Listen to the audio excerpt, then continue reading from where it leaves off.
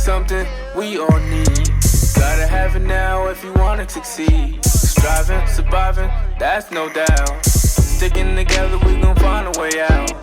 To all you young people, give it your all. To all you young people, give it your all. To all you young people, give it your all. To all you young people, give it your all.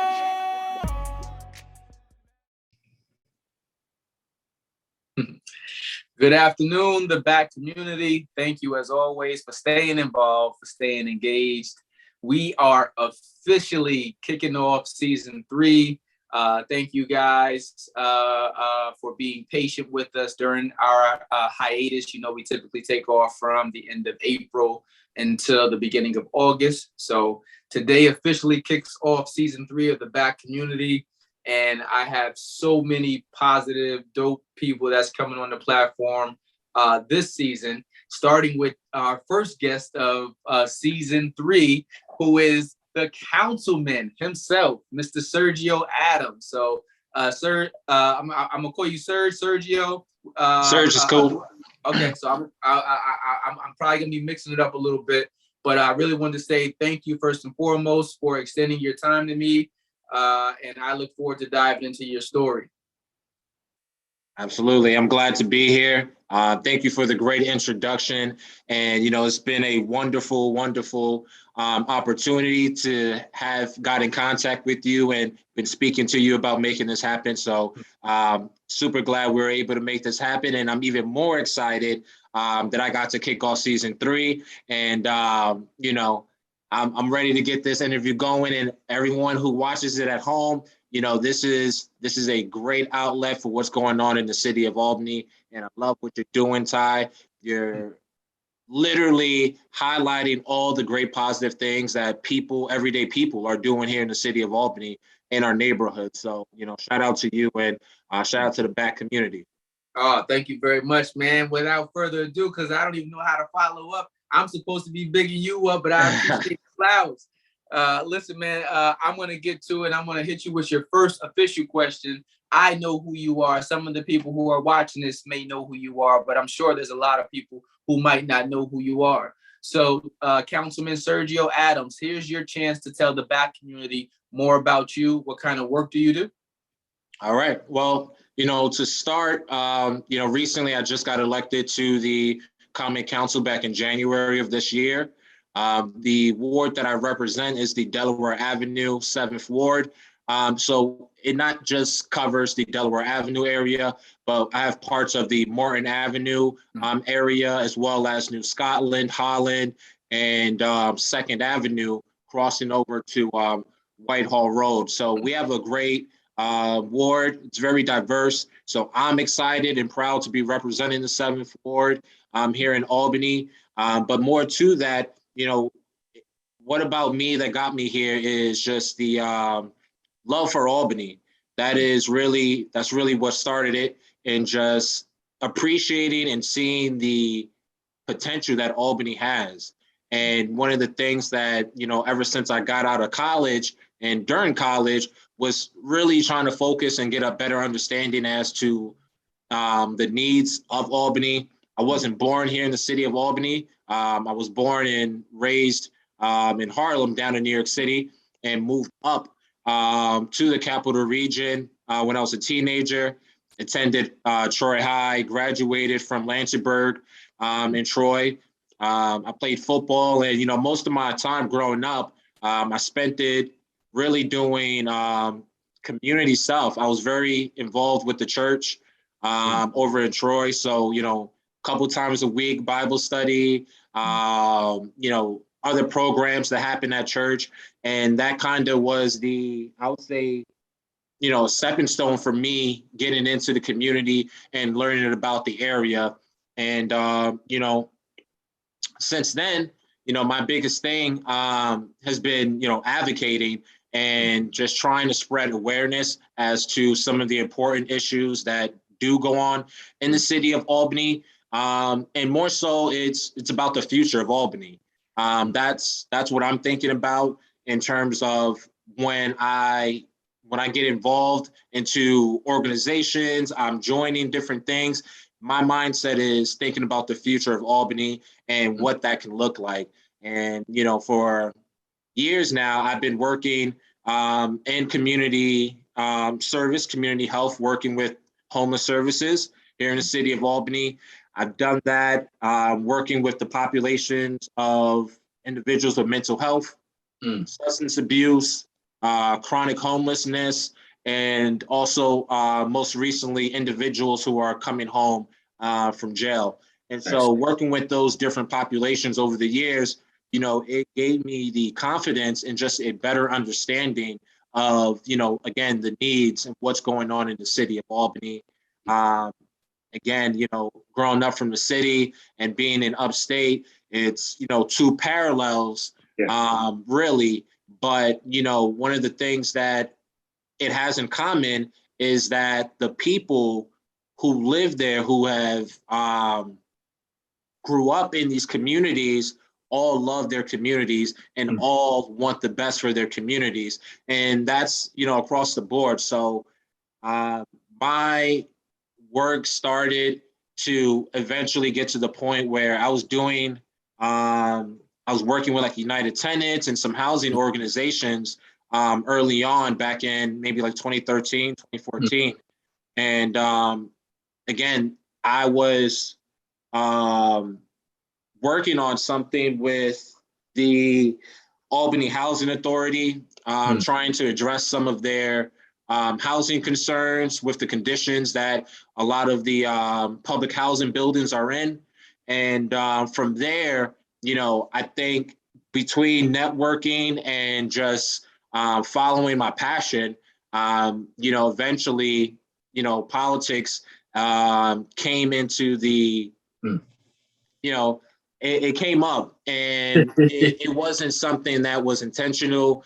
It was something literally, you know, I just woke up one day, I was going to work, and I was literally thinking to myself, what can I do that allows me to actually make the real change in my neighborhood? And, you know, I got on my phone, I Googled a few things, and, you know, within an hour, you know, I was able to make a few phone calls and, you know, figure out that there was a common council race, you know, happening. And, you know, from there, I just decided to run. I didn't know anything about anything. I didn't have any money saved. I didn't have any deep connections in politics to really, you know, say, oh, I can go to this person and I know I can get on, or I know I'll be able to, you know, do X, Y, and Z. That wasn't necessarily the case. You know, when I ran for office the first time, I was 24 years old. And, you know, at the time, I was one of the youngest individuals running for office in the city of Albany and mostly in the area. And that was a big experience. That was a very, very big eye-opening experience that, again, just allowed me to get more experience talking to people in the city of Albany, getting a better understanding of their needs, their concerns, and most importantly, just letting people know that there's someone accessible to them that's listening and wants to help. And, you know, all that to say that, you know, over the last 2 years, well, 3.5 years, I should say, you know, from when I ran before, it was just all about staying consistent. Consistency and, you know, trying to be involved and do as much as I possibly could with the resources and with the talent and skill that I had. And yeah, I made that happen. So I'm again, very happy and very excited to be in this new position. And, you know, that's just some information about me, but I'm sure we'll dive more into it as the interview goes along. Okay. Listen, man, that was the greatest opening ever.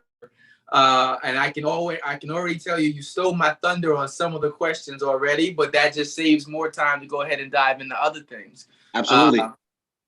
Some of the things that you said, one, I really want to commend you first for deciding to become an elected official, put yourself in the public's eye in a way where, you know, your everyday life is exposed. So, you know, as a lot of people have a lot to say, and sometimes they might not be the people that are as deeply involved in the work that you're actually doing, which is why I really love this platform. It gives us the opportunity to learn a little bit more about you and what you're doing. Even though I know you said you were born in Harlem, but a good amount of your years was spent throughout the Capital District area. And, we highlight Albany, we highlight Schenectady, Detroit, the Capital District as a whole. And who you are and the work that you're doing says a lot. So one, thank you for getting involved while you're still in your youth, because a lot of times those elected officials end up getting involved at later or more, I'd probably say the best word is later periods of their life. And, a lot of times we miss out on that opportunity to have youthful energy and a person who is connected to the community still on the front line. So thank you for doing that. Question for you, and this is not one of the questions on here, but based upon what you said, I know you said you have parts of Morton Ave, and since it's Delaware Ave, I'm assuming up there towards the Elbow Room. That's correct. Yep. Okay. So it starts back up on Delaware and Myrtle, so right there by the Price Chopper. Yep. So yeah, right by the Boys and Girls Club, and it goes straight down Delaware Avenue, where Delaware and 2nd Ave intersects. Yep, right there at the gas station. Yep, right there. Okay, and then you go in the opposite direction. So am I also assuming the area where Albany Med is? Is that part? So not so much of Albany Med, but more so what is that? The state offices, the Veterans Hospital, Albany Law, and Sage College over there. Okay, well that's crazy because it's the next block over. Right next door. It's right next door. I know. Okay. Believe me, the city lines are very, very confusing and weird of how streets are cut. Hopefully that gets addressed soon too. So. Okay. All right. Well, actually, that's going to lead me right into this because I know it is a local issue, but it's also a larger issue as a whole for the country, and that is in regards to different cities or different communities doing the redistribution or redistricting. I can't get that word out. Yep, redistricting. How is that affecting the Albany community, and how is it going to affect politics as elected officials in these particular areas? So I will say that right now we're just now getting to the beginning stages of addressing the redistricting in the city of Albany. It has been done on the county level and obviously on the bigger levels, but for the city of Albany, we're just now starting to get to it. And what we're starting with now is establishing the board. So the individuals who will sit on this board, who will be leading and overseeing some of the changes, but also working with the community to inform them and get their engagement out of this. And so, that's one of the next steps coming up very soon. And, to follow that with community workshops, as I mentioned, to get people engaged. We want to make sure that people in their communities have a say-so as to their neighborhoods either remaining similar or changing, whichever direction it goes. But making sure that they have a voice and an input into this whole process. The redistricting is going to be super important for many reasons. One, when we talk about obviously the equity issue in the city of Albany, that comes down to neighborhoods and our neighborhood demographic breakdowns. What does that look like? Obviously, right now, the city of Albany now, since this past election with myself and Gabriella becoming new members, has now turned to a majority minority council, where most of our wards in the city of Albany are being represented by minorities, whether that's Black, Latino, Latinx, women. So we're seeing changes happen. And, what I'm looking most forward to is this process, because as I just mentioned, the lines right now are so funny the way it's cut that, I feel like I'm missing out on a good part of my constituent base, by the lines being cut a certain way. One side of the street is my ward, but the opposite side isn't. Okay. In the past, there has been the, so history, context, the previous council person for the 7th Ward, back when they originally became the council member, was originally appointed to the council position. And that person didn't necessarily live inside the 7th Ward boundaries. But by being appointed, they were able to accommodate that individual to make sure that they were able to serve in that position. And so what we've seen from that was that it was never changed back or adjusted or fixed. And so we had a council person, not necessarily in the 7th Ward, but, by being in that seat for so long, it just became part of it. And so with this process, we're able to now address neighborhoods and communities that have kind of had that split, where we need to kind of make them whole. Okay. All right. And let me see, cause I'm gonna liven this. I'm gonna liven us up too. I already said in the introduction of your interview that this is gonna be politics as usual. A shout out to my man Jay-Z. But there's so many aspects about yourself and what it is that you're doing that I also want to dive into. Just as a young Black man, growing up and both in Harlem and in the Capital District area, what was life like growing up for you in the Capital District area?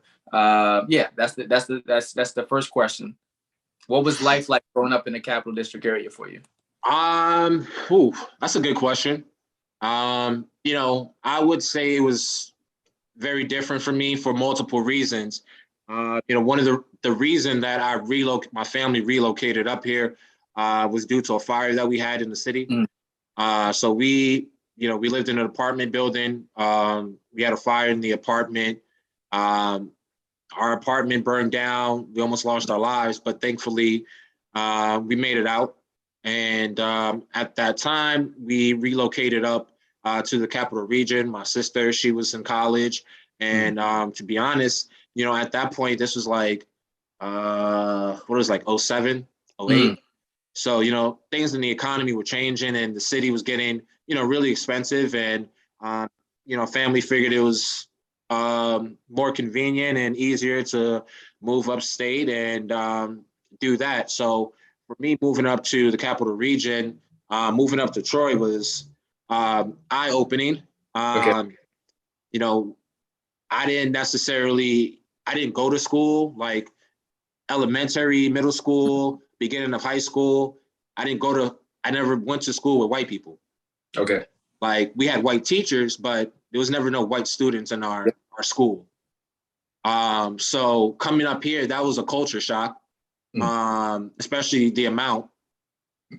So, besides that, it's just like the normal, like teenage stuff, at the time that was also eye-opening, taking a cheese bus, the school buses to school. I had only seen that on TV. I didn't know that, people actually did that. I was used to taking the MTA or hopping on the train, to get to school or to get to where I needed. So, when I moved up here, that was different, having all these different kids on the school bus of all different ages, that was different.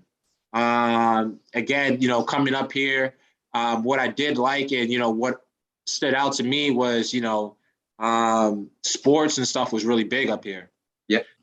They had a lot more resources to outdoor space than obviously, people in the inner city have.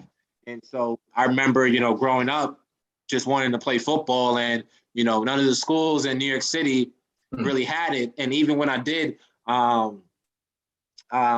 get to like high school, and I found a school that had football. It was like the program, you know, they didn't have a field, they didn't have, you know, the funding to get like the pads and stuff. So, you know, it wasn't a good situation. But, you know, moving up here and having that opportunity to play high school sports, you know, that's something that, you know, sticks with me for the rest of my life. I played football, I ran track, I did a couple different things.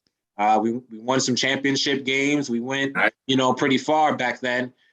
So that was like the highlight of, you know, living upstate was, you know, that type of school environment.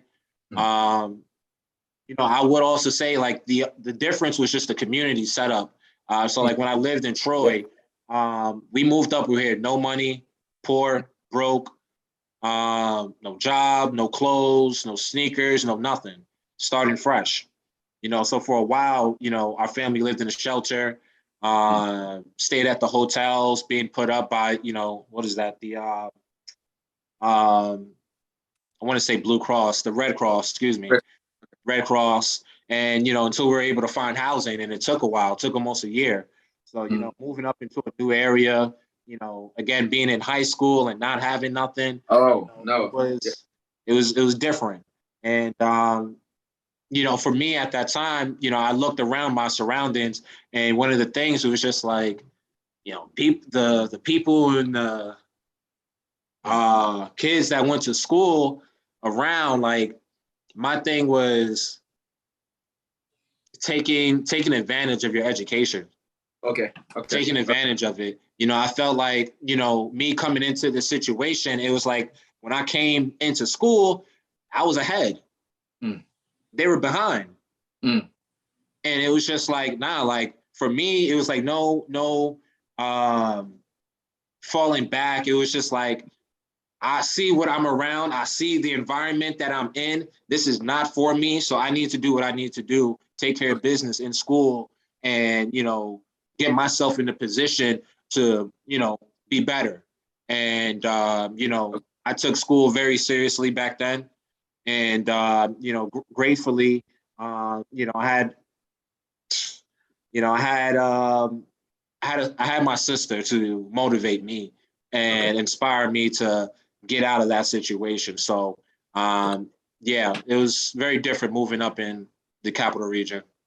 One thing I will say is that, you know, a lot of times, you know, the Capital District, and especially if you compare it to New York City alone, you know, obviously in population size, it is a fraction of the population there where you grew up originally. But there's also so many advantages of living in a smaller city that a lot of people, especially those who are in smaller cities originally, you know, they don't really take advantage of, you know, so you'll say like, oh, you grew up in Albany, Troy, Schenectady, as opposed to like you say, well, you know, I grew up in Harlem. Everyone automatically gets excited for the New York City aspect. But like you said, you couldn't even find a school that had a football field. Yeah. Right. You move up to a smaller area like the Capital District area, everybody has a football team. Troy's football team was pretty good. I played them plenty of times as a football player up at Albany High.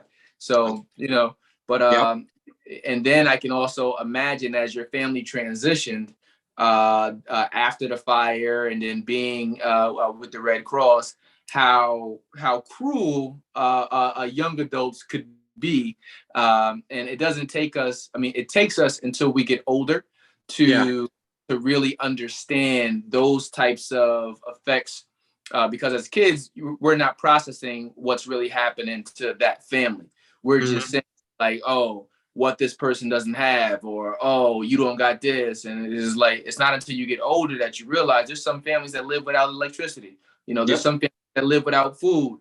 And then now you go back and you revisit it and be like, wow, I was really a butthole to that person, right? So, you know, I had someone on season 2 who has a bullying organization. It's called, anti-bullying organization, excuse me. It's called Project Hygiene. But one of the things that her and her twin sister talks about is that they realize through their own experiences that oftentimes kids get bullied because a lot of times they don't have hygiene products, and sometimes it's the most basic as different toiletries that we take for granted, that ultimately lead to that kid or that young adult maybe smelling or maybe not looking as clean as they can. So, now being more of a mature adult, now we're able to realize these different gaps and disparities that the young adults are actually dealing with. And now, because we've survived it and experienced it, it also helps us to be better teachers and mentors to other people. So, which leads me to my next question. As a young adult, did you have a mentor? And if so, do you believe that mentor-mentee relationship helped you? Or if you didn't, do you believe that you would have benefited from being able to have a mentor? Unfortunately, I ain't have no mentors. Okay. I wish, definitely wish. So to answer your question, I would have really did well under, having a mentor and just someone to really guide me. For the most part, like I said, I had my sister. So I had someone in front of me to see what the potential could be or what I should be doing. No one ever showed me how to do stuff or how to make it happen or to put things in my mind to, challenge me. But it was just knowing that my situation wasn't good and it wasn't going to get good unless I did something different. So. Gotcha. Well, shout out to your sister, first and foremost. Shout out to her for leading the way. Shout out to her for being the example and for being a person who stepped in and filled in the gap where the community or a person from the community, it would have been nice to have that as well. But shout out to your sister. Congratulations. I know you said she went to school or went away to college before you. So I'm a big her up for being the example. No, absolutely. And, my sister pretty much raised me. So it's just one of those things where, you wish you had a positive male role, Black example to, say, this person exposed me to this and this person challenged me to this. I didn't grow up around that time and I didn't have that type of circle around me. Even when it came to family, one person is just one person, but one person can make a change in someone's life. And so, I am grateful for it. Even now, as I'm, getting older, as I just mentioned, being new council member, looking for like a mentorship there. It's just one of those things where, if it happens, it happens. It's great to have those type of people around. But it's one of those things where you just gotta, at least for me, in my opinion, I just got to do it myself sometimes and, connect the dots. Okay, well, listen, man, a couple of the councilmen and women are very, very close friends of mine. So if you haven't found someone of the mentoring status who has taken you underneath that umbrella, I definitely know when I speak to almost every other morning, that would be a great a person to take you underneath their wing. But like I said, even without the mentorship, even without the direction of an elder, Sergio, you're doing a fantastic job. And I think the fact that you didn't want to be in the politics, you just happened to stumble on politics is going to make you an ultimate, the best leader. Like some people get involved, they already have the mindset, and there's nothing wrong with it, just understanding the difference. Let me clarify that. But some people get involved in politics, they already have the mindset of what it is that they want to do, why they want to do it. And sometimes it doesn't always translate back to benefits for the constituents that they actually serve. But when a person is led by passion, and desire to change, ultimately, your impact is going to be more felt and more heartfelt because you truly understand, what was missing. And now you're in the position to fill in the gap. So thank you again. Exactly. And, just to kind of retouch that. So like mentorship, I say like, I became a member of my fraternity, Kappa Alpha Psi. Back in 2016, I crossed in 2016. Through that process, that I would say that's where the mentorship eventually came in at, and it came in through like a professional way. So it wasn't necessarily, specific to anything. Like I didn't have a mentor to mentor me in politics or how to create legislation or government. But eventually I did come across and make some great brothers that have opened my eyes up and have taught me, when it comes to business and how to handle myself as a man, how to do that. And so, I do have people that I know at any given moment I can pick up the phone and give a call to and, speak to them about, what I'm dealing with, how I'm feeling, and get advice from. But, again, it's a different type of mentorship. But, through the lack of mentorship for me growing up, it inspired me to, again, when I joined my fraternity, Kappa Alpha Psi, our Guide Right program, we've been mentoring, young men out of Green Tech Charter School for years now, and also providing scholarships to them, ensuring that they themselves not only have a mentor, but they have a collective of brothers that they can go to and, seek advice and assistance with. And so, I've been proud of the work that we've been doing with that. I'm proud of the young men over the last few years that I've been able to be a part of their lives. And, now we see results, because when we do see more Black men giving back and extending that handout to, that next young man right behind them, we see we see what that produces. And we see that it accomplishes so much, not only for that individual, but for the community. And so that's the big thing. And so, I'm always big for mentorship. Anytime I can, I will. Just probably like a month or two ago, I actually traveled down from Albany to New York City to go back to an old elementary school and speak to the kids there. One, because even though it's not in Albany, but these are the future. These kids are the future. And so, them seeing me come down there and speak to them about government and being on the council and what that is, I was able to meet a second grader, and, he came up to me afterwards and was just like, I want to be a councilman. I want to be a councilman. And, that's at second grade. But, throughout the career day, he had the opportunity to ask so many questions. And, whether, he had the questions or the teachers helped him, little man, he came up there and he went to the mic and he asked, several questions about, what a councilman does and, how can he be one? And, funny thing is, people don't realize that you don't need a college degree for it. Yeah.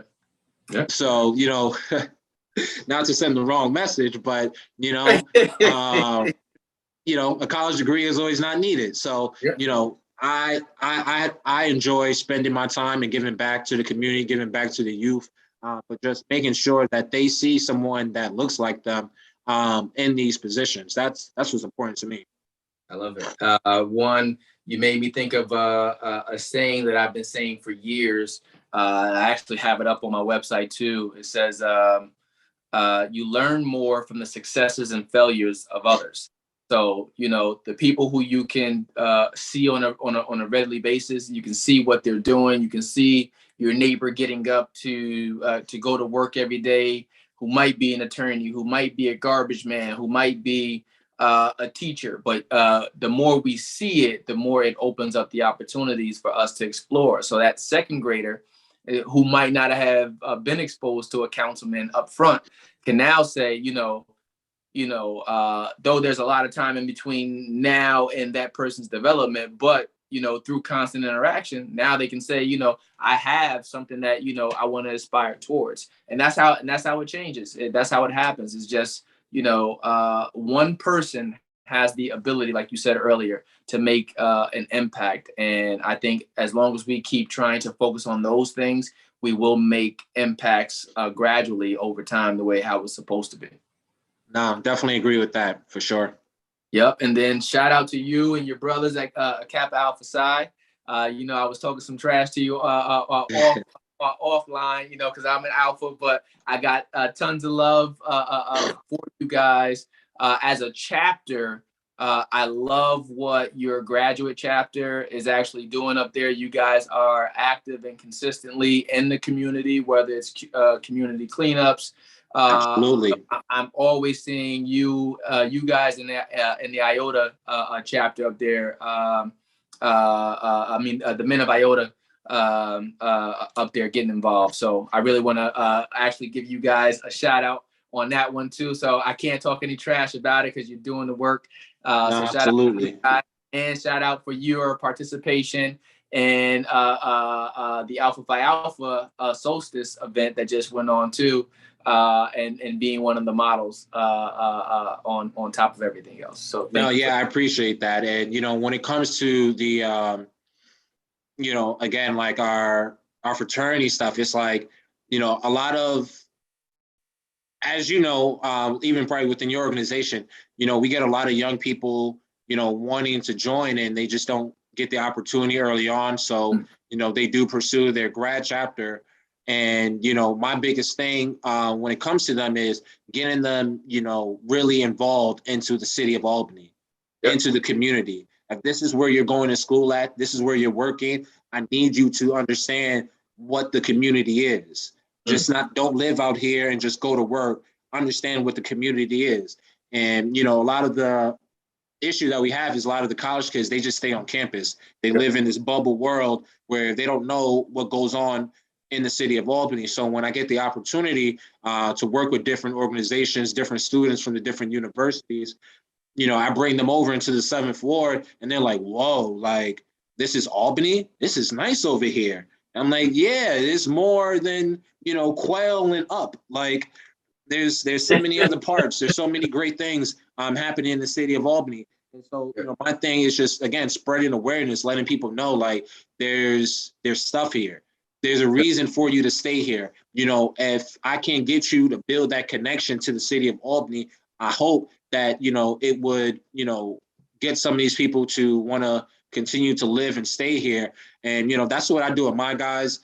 But also, just like you mentioned, just like working with the IOTAs and different other organizations, the D9 is a great tool for the Capital Region. We do so many great things, from our sororities to our scholarship balls, the fraternity, the fashion shows. You know, what you guys just did was also phenomenal.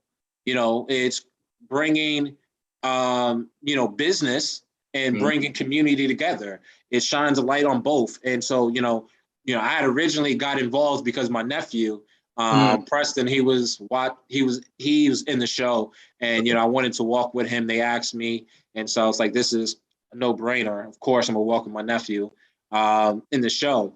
And, you know, Solstice is always a great event. So it's just one of those things where if you get the opportunity to go, might as well.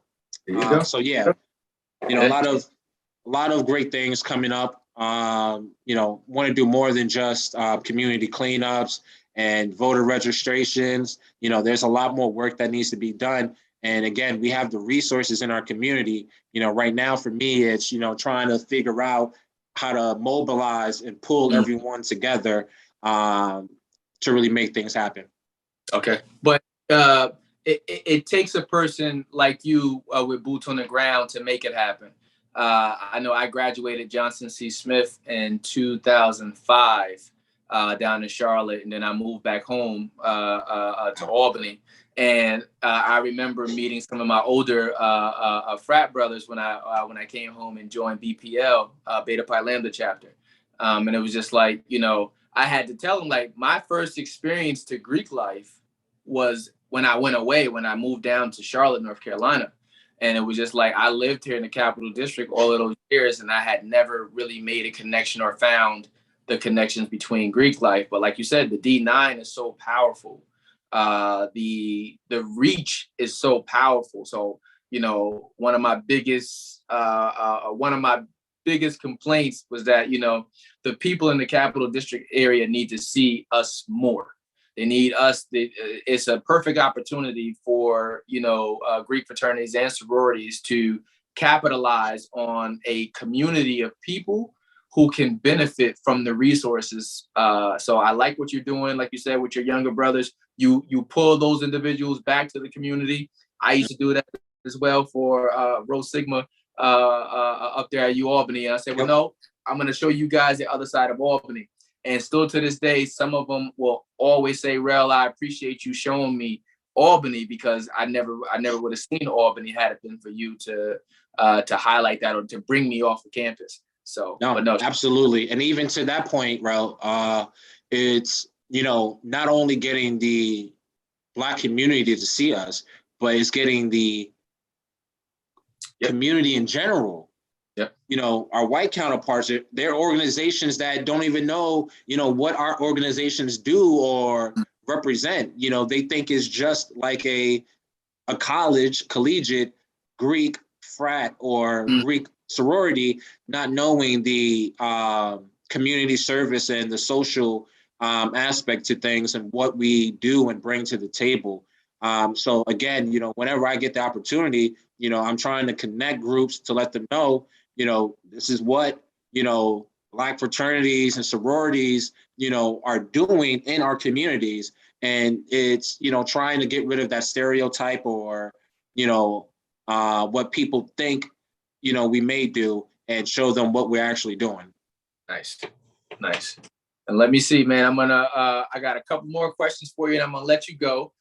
This one here is actually one of my favorites. Actually, no, even before I ask that one, I'm going to ask this because I know that you're wearing multiple tabs. Assuming that you do, how do you find a good work-life balance for yourself? To be honest, I'm still working on that right now. Because, when I got into office, things picked up really quick. Okay. And since then, the ball has kind of been rolling where, it's, we had to, just go with it, and pick up the ball and start just go with it. So right now, I feel like I do a good job balancing it. I think I could do a better job with it. However, most of it just comes from time management and, practicing time management and just, being consistent when it comes to scheduling things and putting things on my calendar. But beyond that, it's not at first. So at first it was just like, I felt bad, taking any days off from doing like any council work or anything like that. Cause I felt like, people was going to have something to say or feel like you're not doing enough. And so I was just like, nah, I got to double down, do even more. And, it got to the point where it's just like, all right, you're not trying to burn yourself out, but you also have other things that you need to figure out and still do. And so now, I just make sure that, at least whenever I don't have a meeting, committee meeting, neighborhood association meeting, workshop to go to, I definitely take that to myself now. Good. Like it's not even a question anymore of like, man, like, should I do this today? It's like, nope, I got the work that I needed to get through completed. Me having a Saturday evening to myself is not going to hurt. So, let me go out, let me find stuff to do. And, I've been doing that. I got a cycling race coming up and just completed one back in April, completed 30 miles and trying to hit 50 miles coming up soon. So, I'm finding time to get in the gym and try to train and, get healthy and, take care of myself. So it's not only the physical, but also the mental as well. And so making sure that, I'm surrounding myself around, positive people, good energy, and, meditation. Nice. I love it. And it's super important. And it's one of those things that, we don't learn to value until after we're reaching burnout or we've already become burnt out. So I'm glad you are taking this time for yourself. I'm glad you're taking this time for yourself. But two, we've moved into a space where we can now talk about mental stability as well as financial stability, where those topics used to be taboo and they're not taboo anymore. So now people talk about therapy. They talk about the importance of giving yourself time. And I am absolutely glad that you have learned that early to go ahead and give yourself that me time. So do that. Absolutely. I got 4 years, so I can't burn out. Right now, I'm just warming up, getting preheated, ready to really start getting to some work. So excited. Okay. All right. Now, this one here is probably my favorite question. If you were to define success, because I know everyone has their own definition of success, Councilman Sergio Adams, how would you define success? How would I define success? To me, at least when I think about success, the first thing comes to mind is peace. Once you're able to obtain peace, I think you're for me at least, I contribute that to success. Again, success comes in many different forms. Success could be money. Success can be, family. Success could be, your spouse or whatever, relationships and stuff like that. For me, it's just all about obtaining peace and finding peace and, finding something that I love to do within that. And so, again, that's kind of how all this came to be. Because I found something that I was good at. I figured out how to utilize that talent, and I'm working on towards creating some changes and things in hopes that it brings me peace. Okay. I can stop worrying about certain things in the city of Albany. I can stop worrying about the people who are facing evictions right now, because New York State laws have, been reversed by the courts. And so now good cause eviction is not on the books anymore. So, besides the 4,000 people in public housing that are facing eviction, we have a lot more facing eviction. I wish I could hopefully solve the problem of some of this gun violence and, the mentality that's happening and going on in our neighborhoods, in our city. I'm hoping that, through advocating and working and collaborating with organizations and speaking with individuals like yourself, that, we can spread awareness, we can get information and knowledge out. And, as long as I'm able to do this type of work, I'm happy, and I think I'll be at peace with it. I don't need to be a rich man. I just need to be at peace, man. And, for me, that's all I strive for. I love it. Would you say that your definition of success has changed over the years, or has it always been the stillness of peace? I think it was always about peace. I think part of it, we think other things create that. So like, you think money will get you peace, but you realize the whole saying, with more money, more problems. Yeah. So, money doesn't create the peace, but it does help you with that stability, and it does help cure, some of the other barriers and issues that you're dealing with. But, at the end of the day, people with money still ain't happy. Absolutely. So for me, when I was younger, it was, trying to get to the bag and figure out money and, stability and all these different things that I thought meant success, accolades and stuff like that, where now, again, I realize a lot of that ain't that. And so the focus needs to be on self, family, and God. I love it.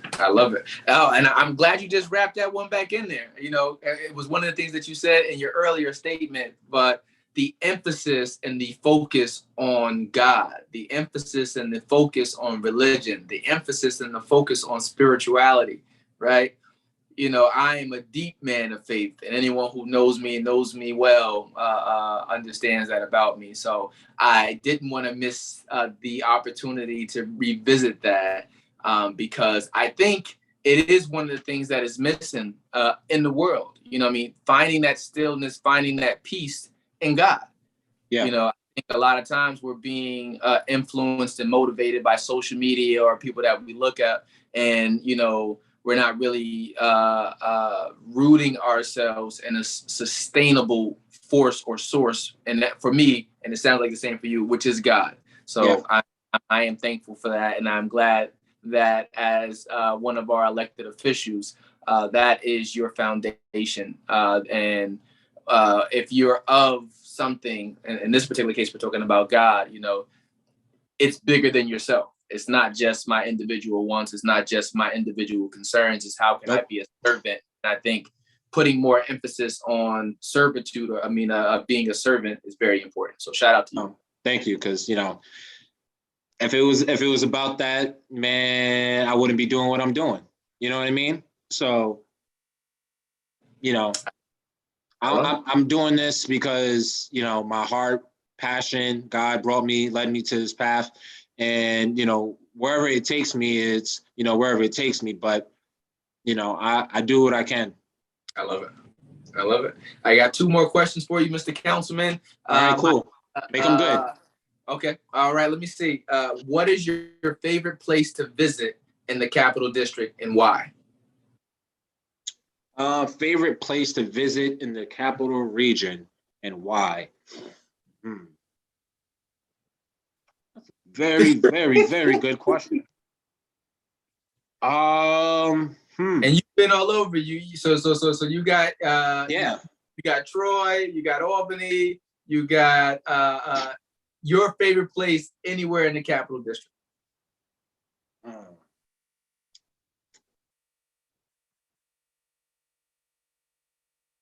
Woo-wee. I can come back to that one if you want. Yeah, we may have to. I don't want to lag the time, but that requires some deep thought. Okay, I'm gonna come back to that one. I'm gonna hit you with I'm gonna give you a bonus one, which is also gonna put you on the Budweiser hot seat, because I know earlier, you just said when we talked about, like, some people have the idea that more money or money will bring you peace, but as Biggie would say, more money, more problems. So I'm just gonna put you on the Budweiser hot seat just for shits and giggles, as I like to say. Who is the best rapper out of Harlem? You on the record right now, Councilman. You on the record.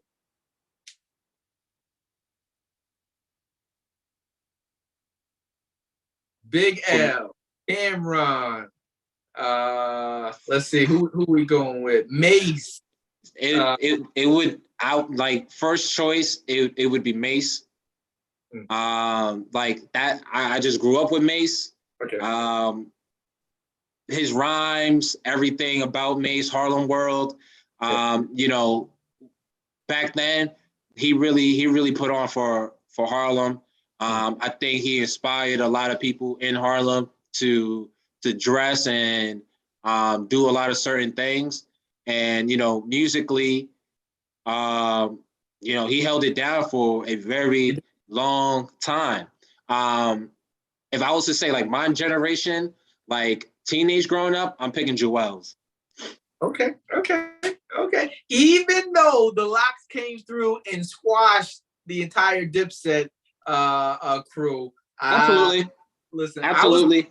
I was surprised. I thought Dipset was going to demolish the Locks, and ever since then, I was like, I don't know how I ever bet against you guys, because OMG, was that a butt whooping? But shout out to Joel's. Yeah. He used to be one of my favorites too. But yeah, nope. I'm playing the Locks. It's been hard to play Diplomats ever since that, actually. But yeah. All right, I'm gonna get back to your official question. Okay. If you were to look at your life up to this point, What about your life's path are you most proud of, Councilman? Well, I made it to 30 and never went to jail. I'm still alive. I have avoided gun violence. I have avoided homelessness as a child, as a teenager, as an adult. The obstacles that were put in front of me were obstacles that most young Black men, unfortunately, do not get over or make it out clean. I didn't have to join no gangs. I didn't have to be something that I wasn't. As a young kid, we all get into trouble, but the whole point is I didn't get to that level where it put me in any, situation to, lose my freedom. And, unfortunately, growing up, that was the whole mindset of that's the biggest fear. It's just like, if there's one thing I can't do that I know will disappoint my mother and my family, it is going to jail. It is falling into that trap. And, I didn't fall into that trap. With all the odds stacked against me, I prevailed, achieved, excelled, and did a little more to get me to where this is at. And, that path, still on the path and trying to figure out, what's at the end of it. But, I feel like the path that I put myself on is a path towards communication, understanding, and, doing what's right. I like it. When things get hard, it's hard for people to always choose to do the right thing. And, I feel like that's also a large part of what's wrong with government. People have too big of egos and all this stuff to admit when they're wrong and that, something is not right. And, I'm just here to be honest, tell the truth, and, lead by a positive, role model. Okay. Or, just making sure people, again, younger people behind me have the opportunity to look forward and say, listen, like, I seen him do that. I know I can do it. Facts. All right, my last question. I'm coming back to this one that got stumped. What is your favorite place to visit in the entire Capital District? Albany, Troy, Schenectady, Saratoga, wherever you want to choose. What is your favorite place to visit and why? Man, that's still a hard question to ask. I feel like if I pick one, if I say a place, people want to watch this interview and be like, word, that's how you feel. But all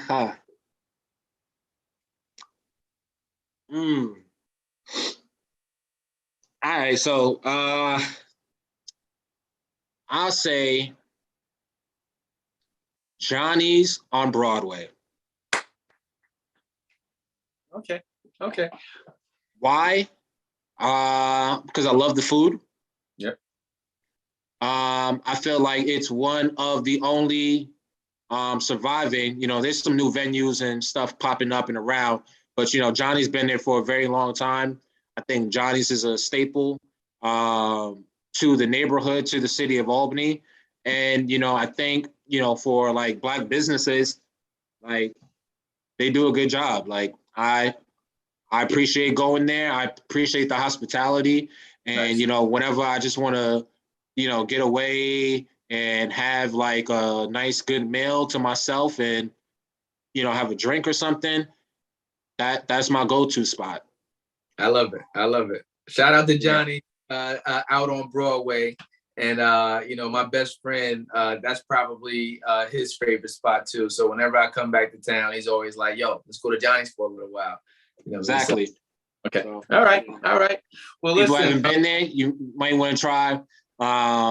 And see, the crazy thing is, originally I would have said the Elbow Room. The Elbow Room was in my ward. I love going to the Elbow Room. I would go there all the time to support and stuff like that. But they closed down. So, Yeah, that was inevitable with everything that was going on there and outside, liquor license issues, all types of stuff. But the elbow room, the lemon pepper garlic, oh man, but yeah, Yep. Oh yeah, Yep. Yep. Okay, I'm a foodie right now. Now you get me excited. You know, Same, man.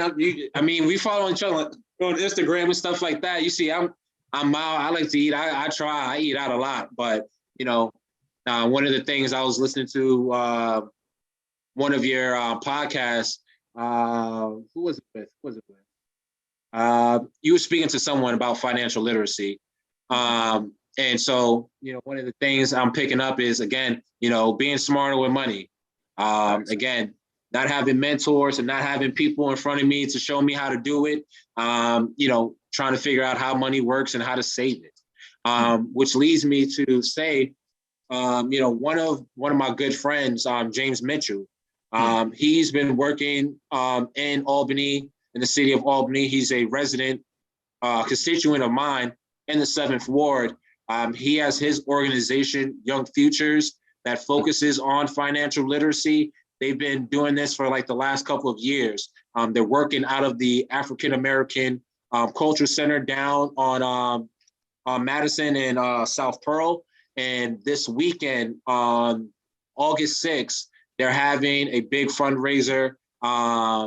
They've been working with the kids, teaching them how to invest, return on investments, liabilities, assets, all these different things. So, I'm grateful to have friends and have people like this in the city of Albany doing this type of work. So I just wanted to shout him out and let parents know, or whoever's watching, that if you are looking to get your kids involved and start teaching them early, this is a great program to get them connected to.